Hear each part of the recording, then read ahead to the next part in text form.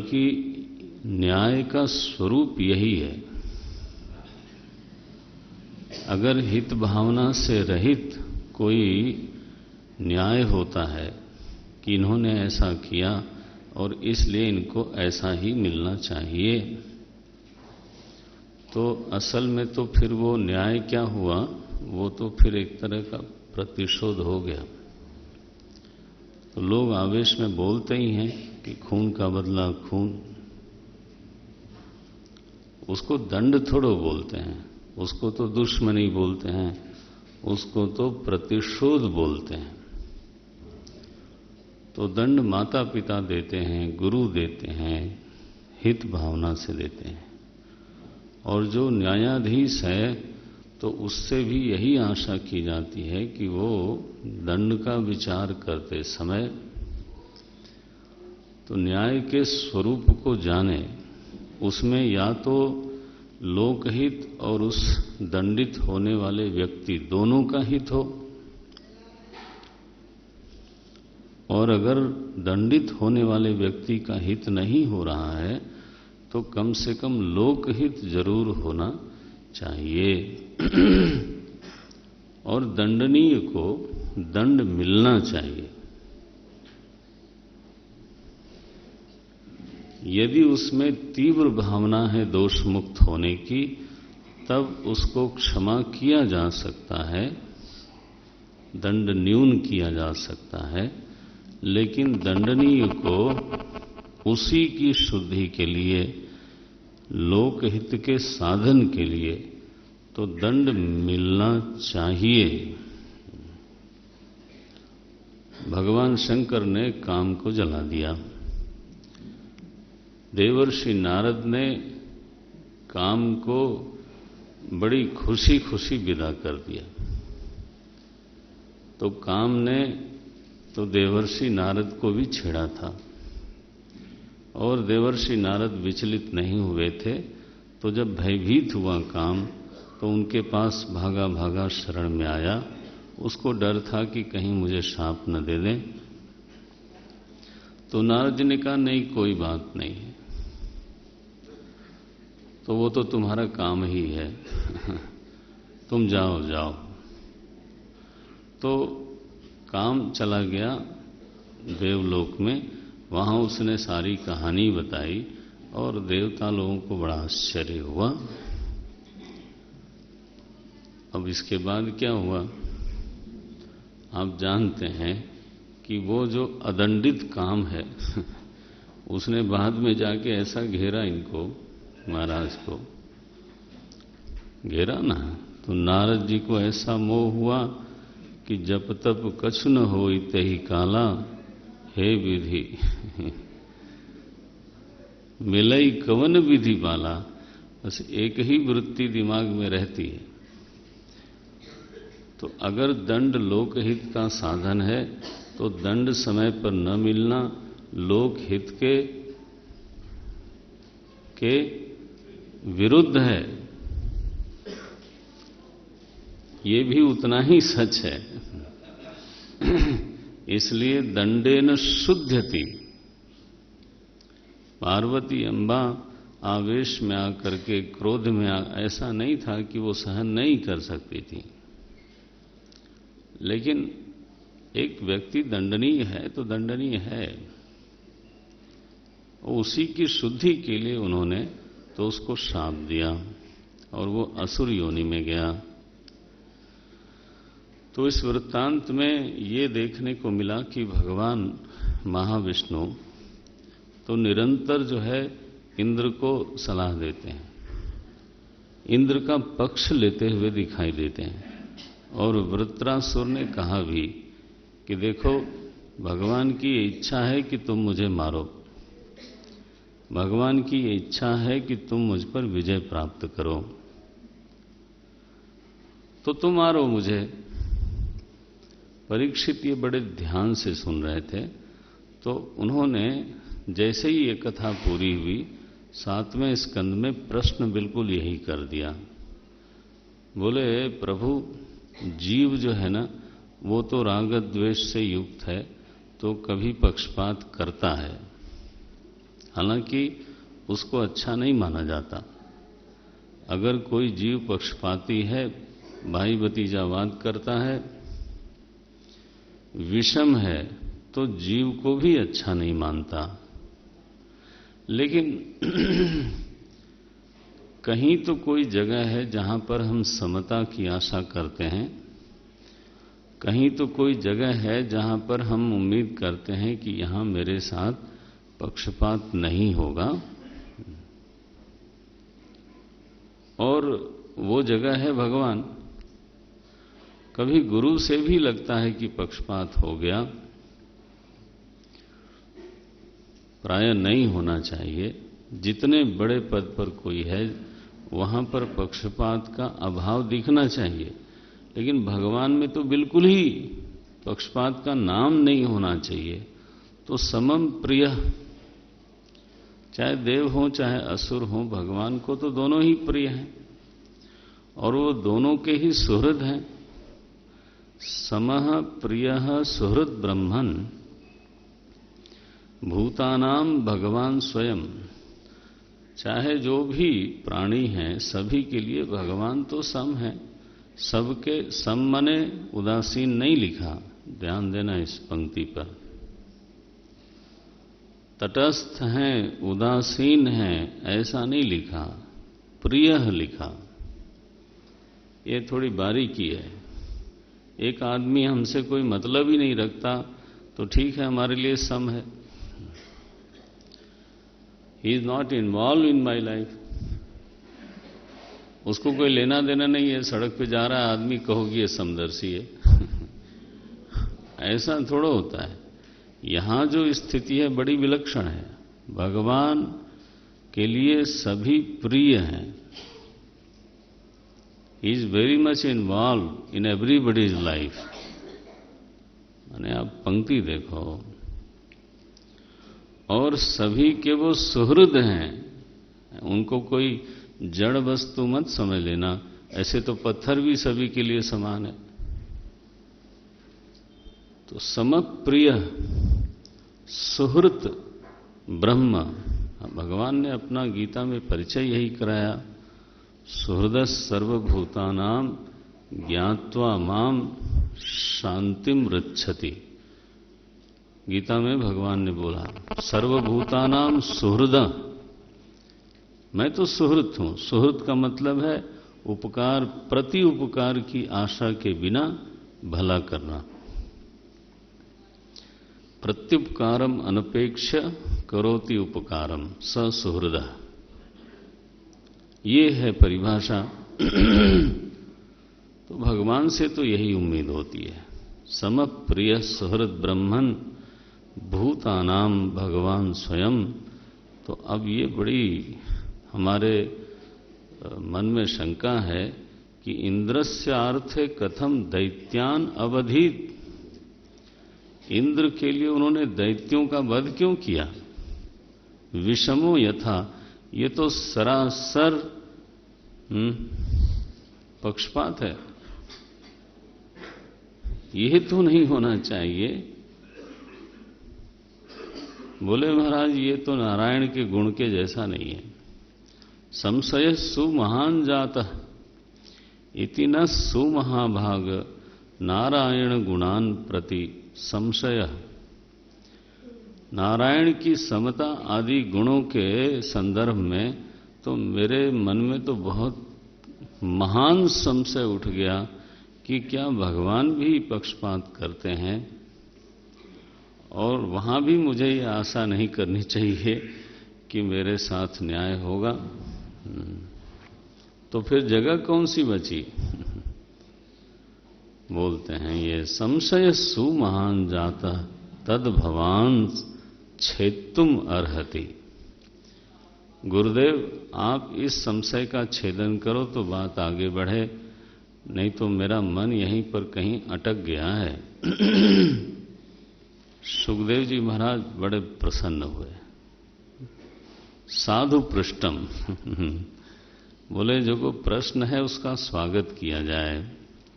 प्रश्न सही है तो जरूर उसका स्वागत हो। साधु पृष्ठम, महाराज हरेश चरितम अद्भुतम, भगवान का चरित्र बड़ा अद्भुत है। यद भागवत माहात्म्यम भगवत भक्ति वर्धनम। लेकिन एक बात ध्यान रखना कि उस चरित्र से भगवान की महिमा प्रकट होती है। तो बोले अपनी महिमा प्रकट करने के लिए उटपटांग काम करते हैं? बोले नहीं,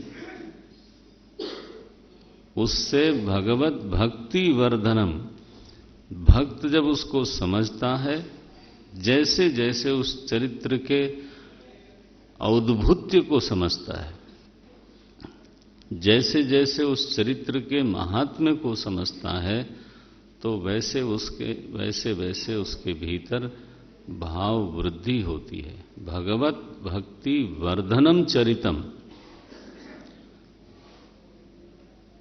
चरित्र वो महात्मा अपना बड़प्पन दिखाने के लिए वो चरित्र नहीं करते, वो तो निष्कलप ब्रह्म है, उनको क्या जरूरत है चरित्र करने की। उन्होंने हमारे लिए निर्गुण से सगुण हुए। गुण का एक अर्थ होता है रस्सी। तो महाराज श्री ये बोलते थे, निरस विशद गुणमय फल जासु। तो वहां गुणमय शब्द का अर्थ क्या है?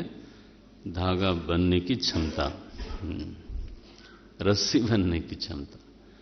तो महाराज श्री बोलते थे गुणमय, गुणमय माने भगवान ने अपने तक पहुंचने के लिए जो गुणों को धारण किया, वो भक्तों के लिए रस्सी का काम करती है।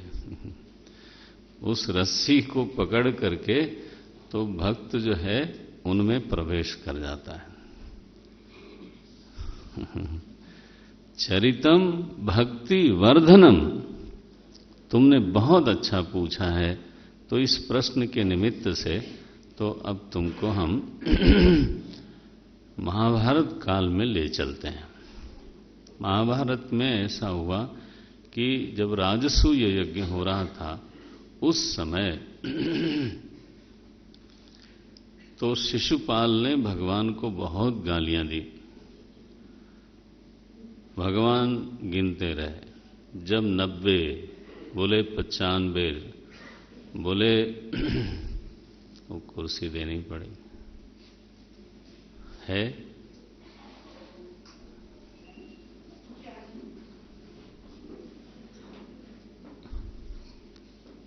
पधार, एक कुर्सी और है उधर। तो ठीक है, ठीक है।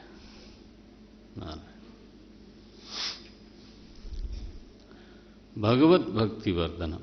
तो राजसूय यज्ञ में तो शिशुपाल ने जब बहुत गालियां दी और 100 गाली पूरी हुई, तो भगवान ने उसका सिर चक्र सुदर्शन से काट दिया। वहां तक तो ठीक है, लेकिन उसकी जो ज्योति है वो सबके देखते देखते भगवान में समा गई। अब युधिष्ठिर महाराज को बहुत बड़ी शंका हुई। परीक्षित, तुम्हारे जो बड़े दादा हैं ना, उनकी कथा सुनो। कथा ये है, मोबाइल किसी के पास है जो इंटरव्यू बंद कर दो उसको। बोले महाराज, युधिष्ठिर महाराज के यहां ले जाते हैं। अब युधिष्ठिर प्रश्न करते हैं, बोले बताओ आपने उसको ये गति जी जो योगी नाम अपि दुर्लभम। वासुदेवे अहो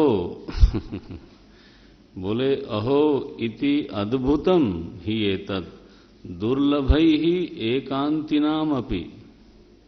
जो बिल्कुल एकांतवास करके भजन करते हैं उनके लिए भी यह गति अत्यंत दुर्लभ है। वो आपने जीवन भर ये आपसे दुश्मनी करता रहा और सबके सामने इसने आपको 100 गालियां दी।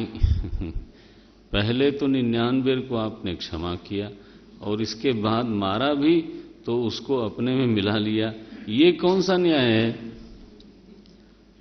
ये तो अद्भुतम। पहले ही बोल चुके थे कि भगवान का जो चरित्र है ना वो अद्भुत होता है, तभी तो भक्ति बढ़ती है। बोले ये क्या हुआ, ये तो एक तरह का पक्षपात हो गया, फिर आपकी भक्ति कौन करेगा। तो नारद जी महाराज वहां जवाब देते हैं, बोले युधिष्ठिर एक बात समझो, ये पक्षपात की संभावना कहां होती है, पक्षपात का मूल क्या है। बोले देहाभिमान। देखिए ऐसे मर्म में जाकर के उत्तर देना ये भागवत भगवान की महिमा है। बोले देहाभिमान के बिना पक्षपात नहीं हो सकता। देह संबंधी होकर के ही कोई अपना होता है और कोई पराया होता है। जो मेरे देह के अनुकूल है वो अपना हो गया, जो मेरे देह के प्रतिकूल है वो पराया हो गया। तो जब बुद्धि में अपना और पराया भाव बन गया तब फिर व्यवहार में भी, है ना, फिर व्यवहार में भी पक्षपात होगा। अपने के लिए एक व्यवहार होगा और पराये के लिए दूसरा व्यवहार होगा। तो पक्षपात तो तीसरे नंबर पे आता है। विषम व्यवहार के पहले विषम बुद्धि है और विषम बुद्धि का केंद्र है देहाभिमान।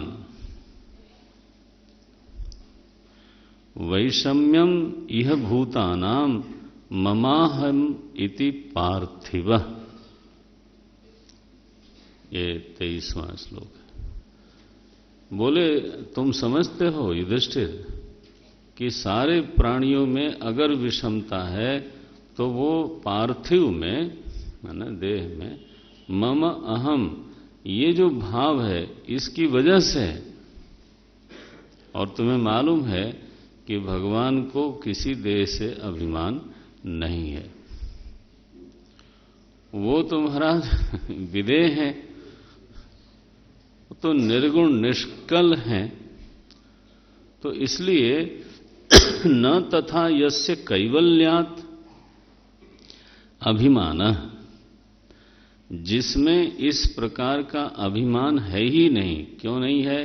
अरे किससे अभिमान करेगा, वो तो केवल है, अद्वितीय है। देखो कैसा शब्द देते हैं, हेतु है ये पंचमी, कैवल्यात्। न तथा तस्य कैवल्यात् अभिमान, तस्य कस्य, बोले अखिलात्मन। वो किसी का आत्मा है किसी का नहीं है ऐसा थोड़ो है। जो अखिल का आत्मा है, सर्वात्मा है, बोल चुके, और केवल वही है, उसका किसी देह के साथ अभिमान तो है नहीं। तो इसलिए फिर परस्य दम कर तुम ही हिंसा केन अस्य कल्पते। तुम क्या बात करते हो यार, भगवान को समझते नहीं। भगवान को जिस दिन तुम आदमी समझ लोगे उस दिन जरूर ये सारी गलतियां होगी। उसको भी आदमी माने, उसको भी जिस दिन आप एक इंडिविजुअल समझ लोगे उस दिन ये सारे सवाल शुरू होंगे, ब्रह्मा जी बड़े कि शिव जी बड़े कि विष्णु भगवान बड़े। अब तीनों हैं जीव। जीव ही एक दूसरे से अलग होता है। ईश्वर किसी से, अगर वो सर्वात्मा है तो फिर वो बहुतों में से एक कैसा हो सकता है? जो बहुतों में धागे की तरह समाया है उसका नाम है ना प्रभु। तो आरंभ में ठीक है, ईश्वर नहीं है से बेहतर है कि ईश्वर ये है।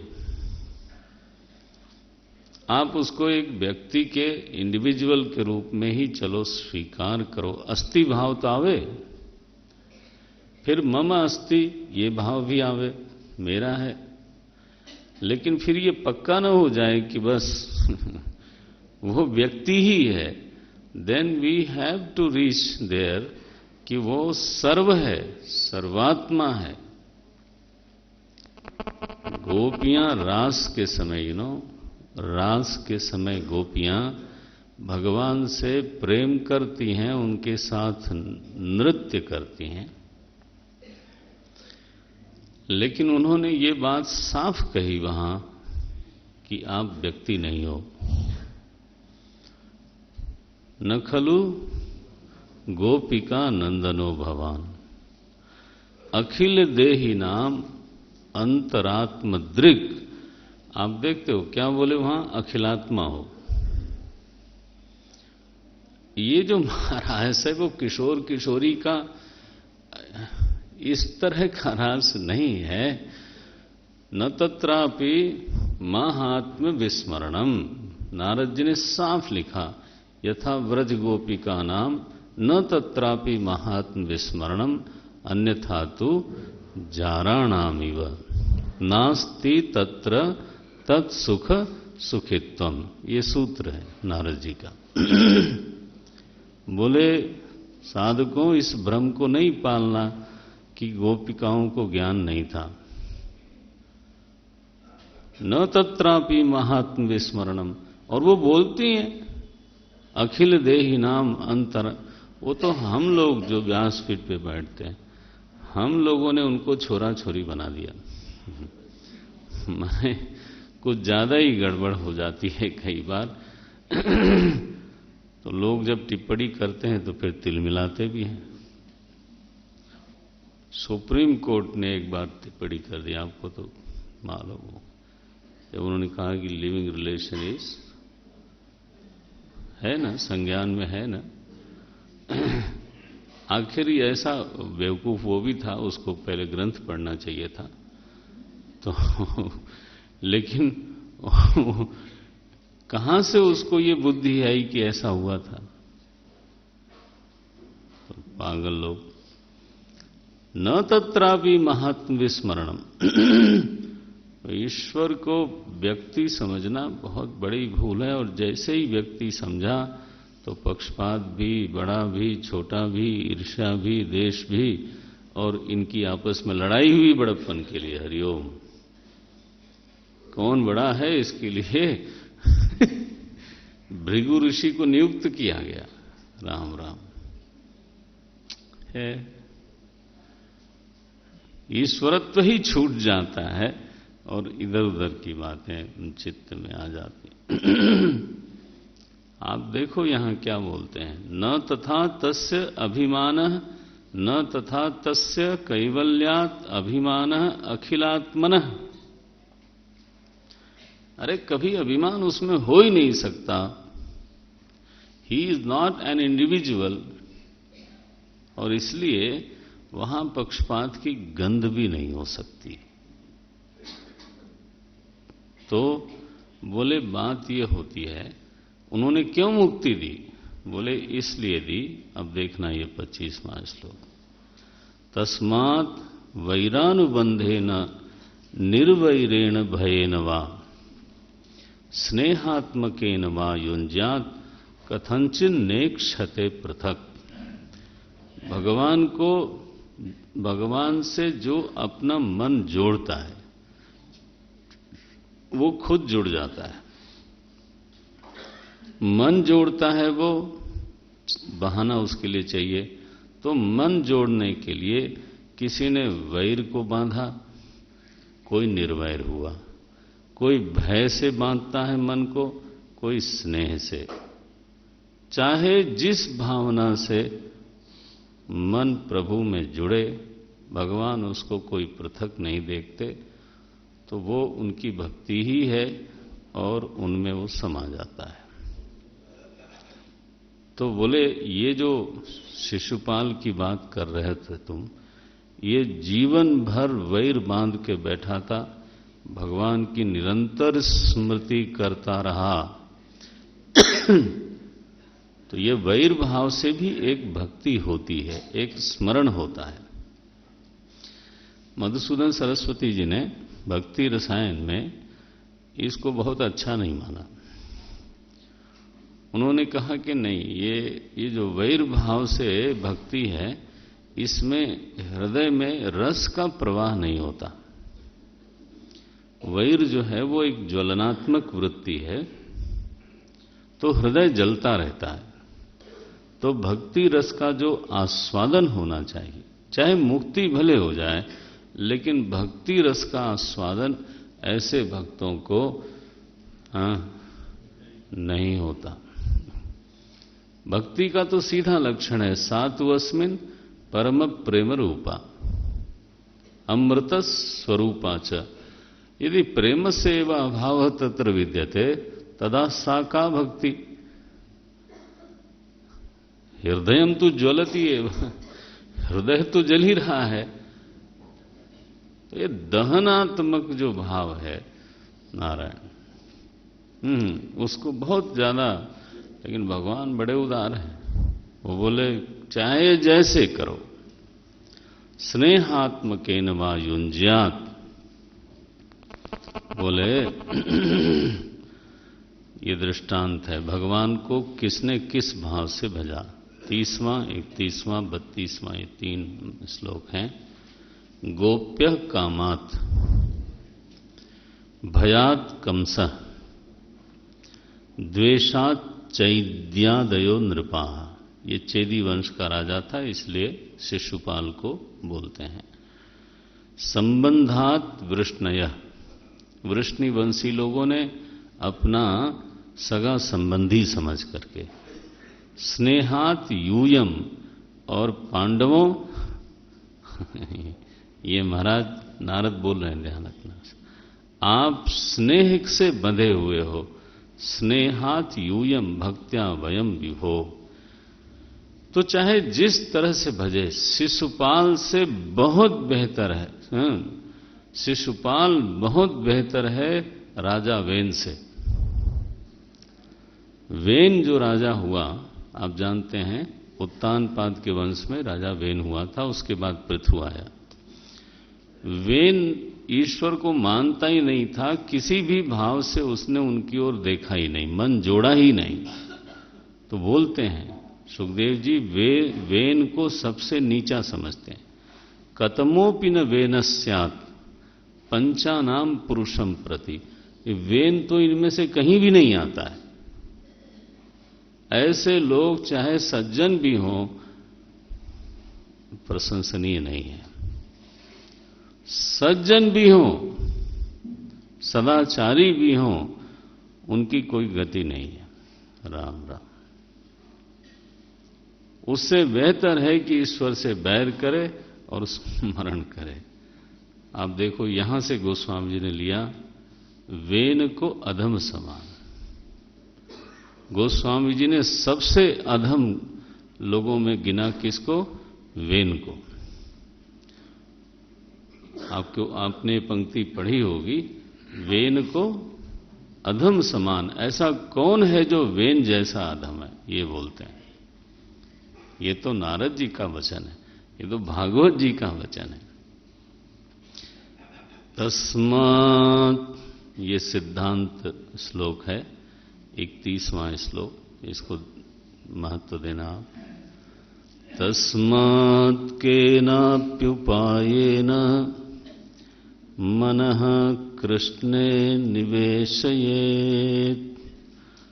तो किसी भी उपाय से, है ना, स्वाध्याय से, सत्संग से, संबंध से, क्रोध से, जप से, पूजा से, मनः कृष्णे निवेशयेत्, मन को श्री कृष्ण में निविष्ट करना, ये मनुष्य के जीवन की सफलता है।